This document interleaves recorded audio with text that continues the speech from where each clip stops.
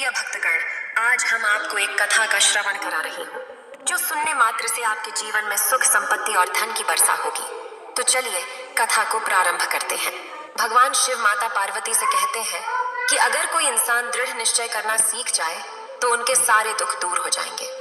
तब माता पार्वती कहती हैं, हे देवों के देव महादेव, आप पहेलियां अक्सर बुझाते हैं, कृपया मुझे विस्तार से बताएं। तब भगवान शिव कहते हैं, हे देवी, आप इस कहानी को ध्यान लगाकर सुने जो जन कल्याण के लिए भी हितकारी है। अगर आप यह कहानी सुन रहे हैं तो पूरा सुनिए। इस कथा को आधा अधूरा छोड़कर जाने की गलती मत करिएगा, क्योंकि इस पवित्र कथा को पूरा सुनने से मनचाहा फल की प्राप्ति होगी। इसलिए इस कथा को पूरा सुने। आप शिव भक्त हैं तो भोलेनाथ का अनादर ना करें। एक समय की बात है, एक राज्य में एक चतुर राजा हुआ करता था। उसका राज्य पहाड़ों के वादियों में था। चारों तरफ पहाड़ ही पहाड़ थे, हर तरफ हरियाली थी, हर तरफ एक कुदरत का सुंदर दृश्य था। उस राज्य के राजा के पास बेशुमार संपत्ति, बड़ी सेना और उस राजा से प्रेम करने वाली प्रजा भी थी। वह राजा अपनी प्रजा का ध्यान बड़ी ही ईमानदारी और प्रेम से पूर्वक रखता था। वहां का प्रजा अपने राजा से बहुत खुश था और वह राजा भी अपनी प्रजा से बहुत खुश था। राजा को किसी प्रकार की कोई चिंता नहीं थी, उसे चिंता थी तो बस एक बात की। राजा को अपनी इकलौती लड़की के लिए एक योग्य राजकुमार की तलाश थी, जो राजकुमारी के लायक हो, जो राजकुमारी से शादी कर सके और भविष्य में उस राजा का राज्य को संभाल सके। राजा बहुत चतुर और होशियार था और वह जानता था कि वह किस तरह से अपनी पुत्री के लिए एक सही वर तलाश कर सकता है। उसने अपने मंत्री को आज्ञा दी और कहा, मंत्री जी जाइए और पूरे राज्य में यह ऐलान करवा दीजिए कि राज्य में एक प्रतियोगिता का आयोजन किया जा रहा है। जो भी व्यक्ति इस प्रतियोगिता में जीतेगा वही हमारी पुत्री से विवाह करेगा, वही हमारी पुत्री के लिए योग्य वर होगा, जो हमारी पुत्री से शादी करेगा और आगे चलकर भविष्य में वह इस राज्य का राज्यभार उसको दे दिया जाएगा। राजा द्वारा की गई इस घोषणा को सुनकर हर एक युवक बहुत प्रसन्न हुआ। उनकी आंखों में एक अजीब सी चमक आ गई। हर कोई क्यों यही बात सोच रहा था कि यदि मैं इस प्रतियोगिता को जीत जाता हूँ तो वह सुंदर राजकुमारी मेरी होगी, मैं उससे विवाह कर पाऊंगा और यह राज्य मेरा होगा। परंतु प्रतियोगिता की क्या शर्तें थी, क्या नियम थे, यह किसी को पता नहीं था। ये सारी बातें गुप्त रखी गई थीं। ये सारी बातें केवल राजा और उनके मंत्री को ही पता थी। आखिर प्रतियोगिता में क्या होने वाला है। देखते ही देखते प्रतियोगिता का दिन नजदीक आ जाता है। सभी युवक प्रतियोगिता के दिन एक जगह इकट्ठा हो जाते हैं। तब उनसे राज्य के मंत्री ने कहा, जो भी नौजवान या राजकुमार 100 किलो का कवच पहनकर 1000 सीढ़ियां चढ़कर उस पहाड़ पर जो मंदिर है उसे वहां तक जाना होगा, और जो ऐसा करने में सक्षम हो पाएगा वही राजकुमारी से विवाह कर पाएगा और वही आने वाले भविष्य में इस राज्य का राज्य भार भी संभालेगा। इतना सब कुछ उन्हें प्रतियोगिता के बारे में समझाया जाता है। यह सुनकर सभी युवक आपस में बातें करने लगे। कोई ये कह रहा था कि मुझे पहले से पता होता कि यह प्रतियोगिता इस प्रकार की है तो मैं पहले से ही तैयारी कर लेता और फिर मुझे कोई ना हरा सकता था। तभी दूसरा युवक कहता है, यह तो बहुत कठिन है, 1000 सीढ़ियां चढ़ना, यह मजाक नहीं है, इसे पार करना, इसमें तो जान जाने का खतरा भी हो सकता है। तभी तीसरा युवक कहता है, 1000 सीढ़ियां चढ़ना आसान नहीं होगा, यदि गलती से हमारा पैर फिसल गया तो फिर क्या होगा। फिर चौथा युवा कहता है, यह तो असंभव है, ऐसा हो ही नहीं सकता कि कोई 100 किलो वजन का कवच पहनकर 1000 सीढ़ियां चढ़ जाए, यह तो नामुमकिन है। इतना कहकर कई सारे नौजवान युवक वहां से वापस लौट गए, लेकिन कुछ नौजवान युवक और कुछ राजकुमार जो वहां पर उपस्थित थे, उन्होंने इस चुनौती को स्वीकार किया। अब कुल मिलाकर केवल 20 लोग ही बचे थे। सभी ने वो 100 किलो का वजन वाला कवच पहना और वे 1000 सीढ़ियां चढ़ने के लिए तैयार हो गए। सभी लोग अंदर से बहुत घबराए हुए थे। यदि हम ऊपर से गिर गए तो हमारा क्या होगा। हर कोई अंदर से बहुत डरा हुआ था, बहुत चिंतित था। लेकिन जैसे तैसे उन सभी ने हिम्मत बांधी और वे इस प्रतियोगिता को शुरू करते। वे सभी सीढ़ी चढ़ना शुरू करते हैं। इतना भारी कवच पहनकर 10 सीढ़ियां चढ़ना भी बहुत मुश्किल हो रहा था। और तभी 20 नौजवानों में से एक नौजवान अपनी हिम्मत दिखाता हुआ तेजी से उन सीढ़ियों को चढ़ता हुआ चला जाता है। उसे देखकर मानो ऐसा लगता है कि यही वह नौजवान है जो 1000 सीढ़ियों को पार कर लेगा, और यही वो नौजवान है जो राजकुमारी से विवाह करेगा। देखते ही देखते वो 200 सीढ़ियां चढ़कर पार कर लेता है, जहां पर पहला पड़ाव आता है। और इस पड़ाव पर एक छोटा सा हवादार कमरा बना हुआ था जहां पर कोई भी विश्राम कर सकता है। इसलिए वह नौजवान युवक ने वो अपना 100 किलो वजन वाला कवच उतारकर कुछ देर के लिए वहां पर विश्राम करता है, थोड़ी सांस लेता है। लेकिन जब उसकी नजर ऊपर की ओर गई तो उसने देखा कि मंदिर तो कहीं नजर ही नहीं आ रहा था। ये देखकर वो बहुत घबरा गया। उसने सोचा कि केवल 200 सीढ़ियां चढ़ने के बाद पूरा बदन टूटा जा रहा है, मानो ऐसा लग रहा है कि किसी ने बहुत जोर का शरीर पर प्रहार किया हो। अब तो मेरी हिम्मत भी नहीं हो रही कि मैं ये कवच पहनूं और आगे बढ़ूं। तो मन ही मन ये सोच रहा था कि आगे क्या होगा। और भी तो कई नौजवान हैं जो मुझसे कहीं बलवान है, जो मुझसे कहीं ज्यादा शक्तिशाली है, और वह सब बड़े सुरवीर राजकुमार भी हैं। क्या मैं उनसे जीत पाऊंगा? ये सोचकर वो युवक खुद पर ही संदेह करने लगा था। तभी उसकी नजर उस पहाड़ पर जाने और आने वाली एक लिफ्ट पर पड़ी। वह लिफ्ट लोगों को ऊपर से नीचे की ओर ला रही थी। वह युवक मन में सोच रहा था कि उस लिफ्ट में तो बहुत अच्छी और ठंडी हवा आ रही होगी और वहां पर बहुत आराम भी मिलेगा। ये सोचकर वह जाकर उस लिफ्ट में बैठ गया और कुछ देर बाद जब अपने ख्याल से बाहर आया तो उसने पाया कि वह नीचे आ चुका था। तब वह मन ही मन खुद को कोसने लगा। वह सोचने लगा कि मैंने खुद पर ही शक कर लिया। मैंने पहले ही हार मान ली, जबकि मैं तो सभी से आगे था। अभी तो सब बहुत पीछे थे और मैं तो करीब 200 सीढ़ियां चढ़ चुका था। अब युवक खुद को मन ही मन कोस रहा था। तभी उसने देखा कि कुछ और लोग भी उसी लिफ्ट के सहारे नीचे आ चुके हैं। यह सब देखकर उसे बहुत दुख हुआ और वे सभी अपने घर की ओर लौट गए।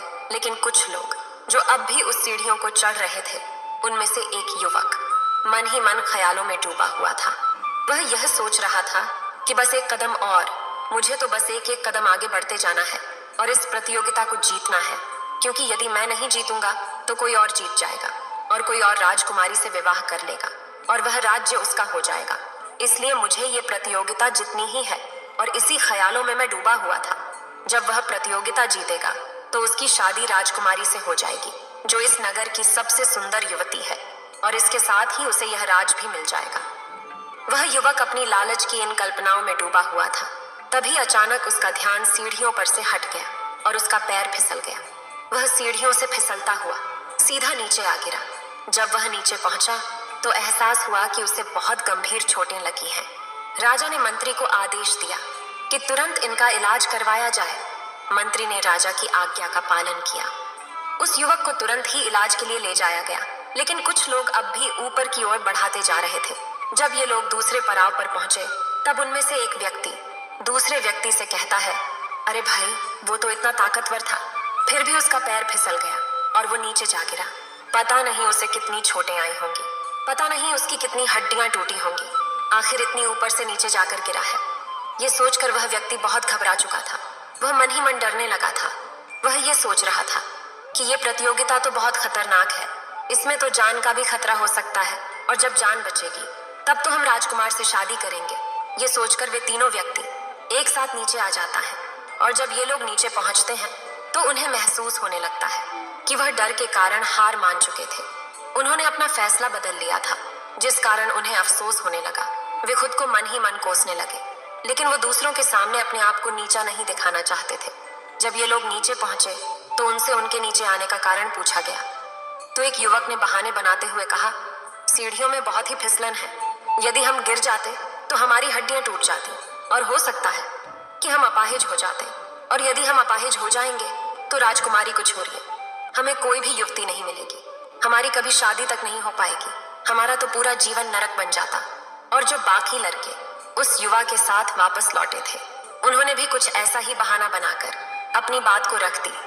अब इस प्रतियोगिता में केवल 2 ही युवा बचे थे और वे दोनों लगातार पहाड़ों को चढ़ते जा रहे थे। जब वे दोनों युवा ऊपर पहुंचे तो उन्हें एहसास हुआ कि यहाँ का मौसम बहुत सुहाना है। हर तरफ शांति है, हर तरफ ठंडी हवा बह रही है, हर तरफ का नजारा बहुत आनंददायी है। इतनी ऊंचाई पर जो हमें आनंद मिल रहा है वह नीचे नहीं था। तभी दोनों ने मन ही मन ये महसूस किया कि यदि हम इन ऊंचाइयों तक नहीं पहुंच पाते तो हम वर्तमान में इस पल का, इस समय का आनंद नहीं ले पाते। मजा तो वर्तमान में कुछ कर दिखाने का है, और आज तो हम में से कोई ना कोई अवश्य ही इस प्रतियोगिता को जीत कर ही रहेगा। यह सोचकर दोनों मन ही मन बहुत प्रसन्न थे। तभी उनमें से जो सबसे शक्तिशाली युवा था, जो सबसे ताकतवर था, उसने अपनी शक्ति का इस्तेमाल किया और वह सीढ़ियों को और भी तेजी से चढ़ता चला गया। तभी अचानक उसके घुटनों में असहनीय दर्द महसूस हुआ। वह तुरंत ही अपने घुटनों को पकड़कर सीढ़ी पर वहीं बैठ गया। उसे घुटनों में बहुत तेज दर्द हो रहा था और वह दर्द के मारे कराह रहा था। वह उस दर्द को बर्दाश्त नहीं कर पा रहा था। तभी उसके मन में एक विचार उत्पन्न हुआ। वह सोचने लगा कि मेरी तो किस्मत ही खराब है। आज जब मैं अपने लक्ष्य के इतने करीब था, तभी मेरे घुटनों में दर्द होने लगा और उसके मन में ऐसे कई सारे प्रश्न उठने लगे। वह तुरंत ये भी सोचने लगा कि मैं तो एक साधारण सा युवक हूँ। जो राजकुमार यहाँ पर आए थे, वे सभी तो वापस लौट गए। मैं तो इस नगर के छोटे से किसान का बेटा हूँ। यदि मैं इस प्रतियोगिता को जीत भी जाता हूँ, तो क्या राजकुमारी मुझे पसंद करेंगी? क्या वो मुझसे विवाह करना पसंद करेंगी? यदि उन्होंने इनकार कर दिया तो मैं तो बस बेवकूफ बन जाऊंगा। मुझे लगता है कि मेरी किस्मत में राजकुमारी नहीं है। यह सोचकर वह युवक वहीं पर बैठा रह गया और दर्द से कराहता रह गया। तभी जो युवक पीछे रह गया था, जो बहुत ही साधारण सा था, वह उससे आगे बढ़ गया। बार बार केवल उस मंदिर की तरफ देखता रहा और अपना एक एक कदम आगे बढ़ाता रहा। वह दिखने में तो वह साधारण सा था, लेकिन उसकी तीव्र इच्छा शक्ति औरों से कहीं ज्यादा प्रबल थी। वह खुद को हौसला देता रहा कि बस एक कदम और बस एक कदम और इस तरह से वह आगे की ओर बढ़ता जा रहा था। उसने खुद पर थोड़ा भी शक नहीं किया। उसके मन में तो राजकुमारी का ख्याल तक नहीं था और ना ही उसे राजपाट की लालसा थी। वह तो बस इस प्रतियोगिता को जीतना चाहता था और अपने आप से बस यही कह रहा था कि मुझे एक कदम और आगे बढ़ाना है, मुझे एक कदम और आगे बढ़ाना है।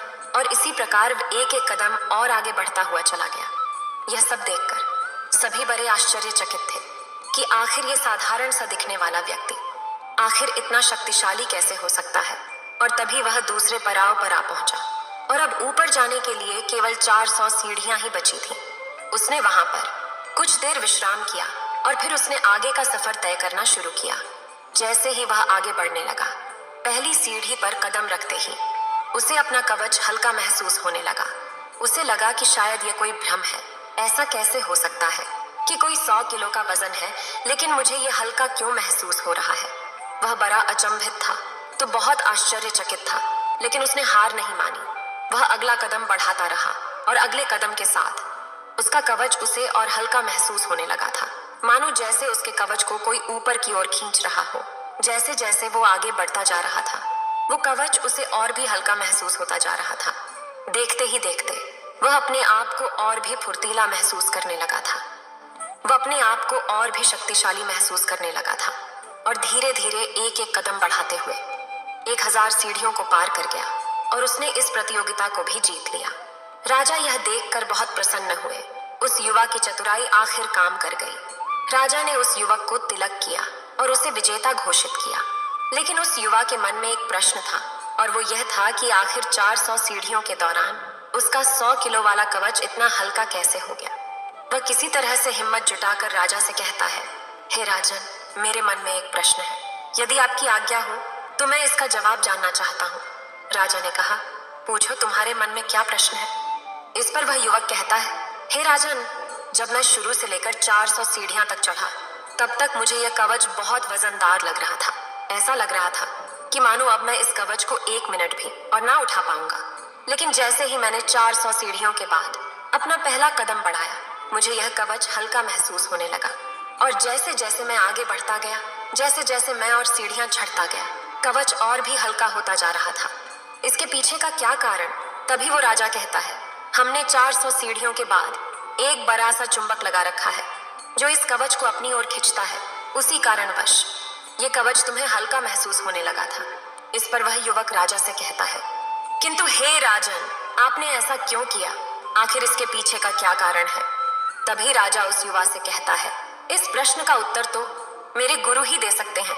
हमें उन्हीं के पास चलना चाहिए। इतना कहकर वह राजा उस युवक को लेकर अपने गुरु के आश्रम पहुंचता है। उन्हें प्रणाम करके उनसे कहता है, हे गुरुवर, ये युवक यह जानना चाहता है, आखिर हमने 400 सीढ़ी के बाद वो चुंबक क्यों रखा था? तभी वह गुरुवर मुस्कुराने लगे और उस युवक को उत्तर देते हुए कहते हैं, 400 सीढ़ियों में साहस और शक्ति की परीक्षा थी, जिसमें अधिकांश लोग असफल रहे और वहीं पर बाकी बची हुई दृढ़ निश्चय की परीक्षा थी जिसमें तुम सफल हुए, क्योंकि एक व्यक्ति को सब कुछ सिखाया जा सकता है। राज्य करने के लिए समझदारी, लड़ने के लिए अच्छी रणनीतियां, एक वफादार मंत्री और सेनापति भी दिए जा सकते हैं, लेकिन खुद पर विश्वास करना और स्वयं की योग्यता पर शक न करना, ये हमें स्वयं ही सीखना पड़ता है। और जैसा कि राजा को ऐसे ही किसी व्यक्ति की तलाश थी जो दृढ़ निश्चय करना जानता हो, समस्या को देखकर, जो कमजोर न पड़ता हो और जो दूसरों की शिकायत न करता हो, क्योंकि जो खुद पर शक नहीं करता है, ऐसा व्यक्ति अपने जीवन में कभी हार नहीं मानता। वह जीवन में सभी ऊंचाइयों की ओर बढ़ता ही चला जाता है। उसके सामने चाहे कैसी भी परिस्थितियां क्यों ना आ जाए, वो उन परिस्थितियों को डटकर सामना करता है और अपनी मंजिल को पाकर ही दम लेता है। हमारे जीवन में कुछ ऐसा ही होता है। परेशानियां और कठिन समय से हम जीवन में हार मान लेते हैं और हम उन परिस्थितियों के आगे घुटने टेक देते हैं, जबकि हमें उनसे डटकर लड़ना चाहिए, उनका सामना करना चाहिए और अपने दृढ़ निश्चय के साथ आगे बढ़ते रहना चाहिए, क्योंकि हमारे जीवन में आने वाली परेशानियां कठिन समय का भार है और चुंबक आपकी समझदारी, आपके अनुभव हैं। और जब हम दृढ़ निश्चय करके अपने मन की सारी कमजोरियों को, सभी शंकाओं को त्याग देते हैं, तब हम खुद पर शक करना बंद कर देते हैं और तब हम खुद को हल्का महसूस करने लगते हैं और अपने आप को सफलता की ओर आगे बढ़ने लगते हैं और धीरे धीरे हम सफलता को पा लेते हैं। तुमने ये तो जरूर सीख लिया होगा कि सब कुछ सीखा जा सकता है, लेकिन दृढ़ निश्चय करना, ये हमें खुद के अनुभवों से ही सीखना होता है, क्योंकि दृढ़ निश्चय ही वो हथियार है जिसे आप अपने जीवन में आने वाली सभी परिस्थिति का सामना डटकर कर सकते हैं, जिस कारण परिस्थितियां आपका कभी कुछ नहीं बिगाड़ पाती हैं और आप अपने लक्ष्य की ओर आगे बढ़ते चले जाते हो और एक दिन आप अपने लक्ष्य को हासिल भी कर लेते हो। इतना कहकर भगवान शिव इस कहानी को समाप्त करते हैं। इस वीडियो को बोलते समय कोई त्रुटि हो तो मैं क्षमा चाहती हूँ। उम्मीद है आप सभी को ये वीडियो अच्छी लगी होगी। अगर आप शिव के सच्चे भक्त हैं तो चैनल को सब्सक्राइब और वीडियो को लाइक करके कमेंट में हर हर महादेव लिख दीजिए।